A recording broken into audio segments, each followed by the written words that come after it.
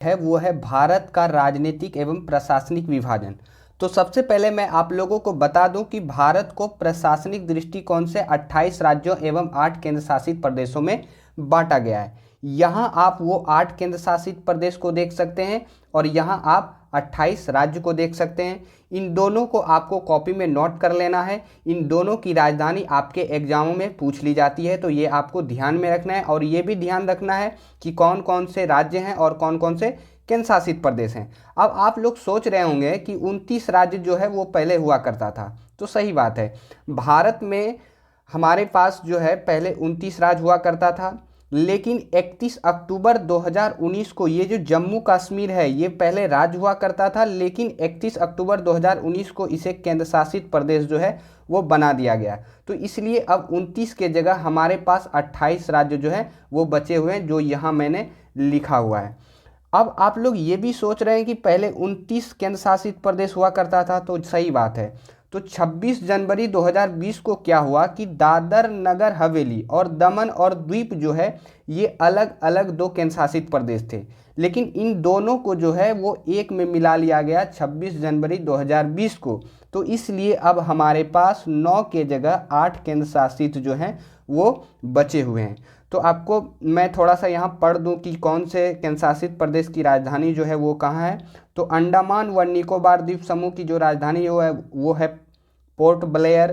फिर चंडीगढ़ की राजधानी जो है वो चंडीगढ़ है। दादर नगर हवेली और दमन और द्वीप की राजधानी जो है वो दमन है। दिल्ली की राजधानी नई दिल्ली। लक्षद्वीप की कवरत्ती और पुडुचेरी की पांडिचेरी और जम्मू कश्मीर की श्रीनगर है और लद्दाख की राजधानी वो लेह है। तो ये आपको ध्यान में रखना है। उसी तरह यहाँ आंध्र प्रदेश की राजधानी हैदराबाद, अरुणाचल प्रदेश की राजधानी ईटानगर। तो इस तरह से आपको ध्यान में रखना है। तो चलिए मैं आपको थोड़ा सा इसे मैप पे थोड़ा आपको दिखा दूं। तो आप थोड़ा सा यहाँ ध्यान दीजिए, ये आप जो देख रहे हैं ये आपका भारत का पॉलिटिकल मैप है। तो पहले मैं यहाँ आपको केंद्र शासित प्रदेश को जो है वो दिखा दूं। तो यहाँ आप ये लद्दाख देख सकते हैं, पहला केंद्र शासित प्रदेश हमारा। फिर जम्मू कश्मीर। फिर आप यहाँ दादर और नगर हवेली और दमन और द्वीप को देख सकते हैं।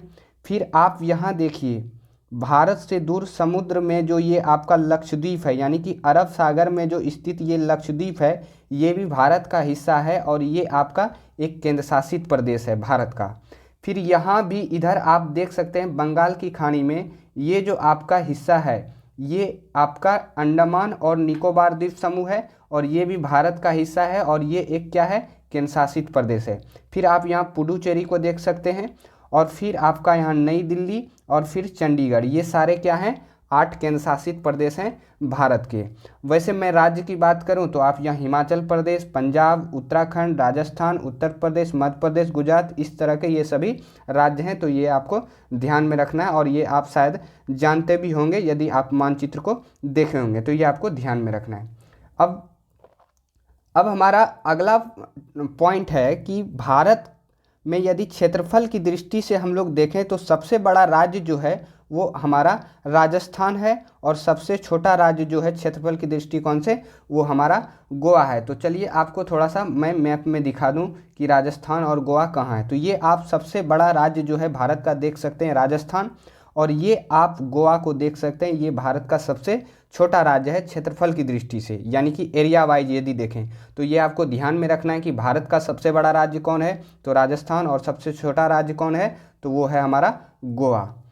अब अगला पॉइंट हमारा है सबसे बड़ा केंद्र शासित प्रदेश क्षेत्रफल की दृष्टिकोण से देखें तो लद्दाख है और सबसे छोटा केंद्र शासित प्रदेश क्षेत्रफल की दृष्टिकोण से देखें तो वो हमारा लक्षद्वीप है। तो चलिए मैं आपको यहाँ मैप में दिखा दूँ। तो ये आप यहाँ लद्दाख देख सकते हैं जो कि एक केंद्र शासित प्रदेश है। तो ये सबसे बड़ा केंद्र शासित प्रदेश है पूरे 8 केंद्र शासित प्रदेशों में से। फिर आपका ये जो लक्षद्वीप अरब सागर में स्थित है ये सबसे छोटा केंद्र शासित प्रदेश है। तो ये आपको ध्यान में रखना है कि सबसे बड़ा केंद्र शासित प्रदेश कौन है, तो लद्दाख, सबसे छोटा तो लक्षद्वीप। तो शायद आप समझ गए होंगे। अब मैंने यहाँ नोट में बताया है कि सबसे अधिक जिला जो है वो उत्तर प्रदेश में है जो कि 75 जिला है, यानी कि पूरे 28 राज्यों में यदि हम देखें तो सबसे अधिक जो जिला है वो किस राज्य में है, तो आपको ध्यान में रखना है कि उत्तर प्रदेश में है। तो ये आपके एग्जाम में पूछ लिया जाता है।